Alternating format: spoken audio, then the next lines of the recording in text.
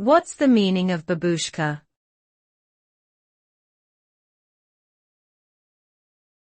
Babushka.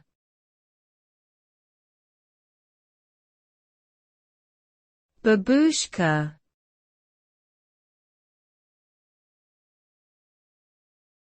Babushka.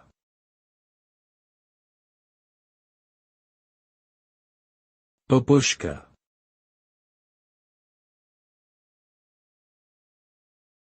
The word babushka is a Russian term that refers to an elderly woman, especially a grandmother. The term can also be used to describe a headscarf that is often worn by these women.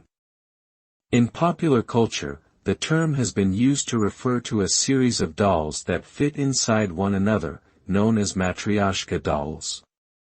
The word has also been used in various songs and stories, often evoking images of warmth, comfort, and traditional family values.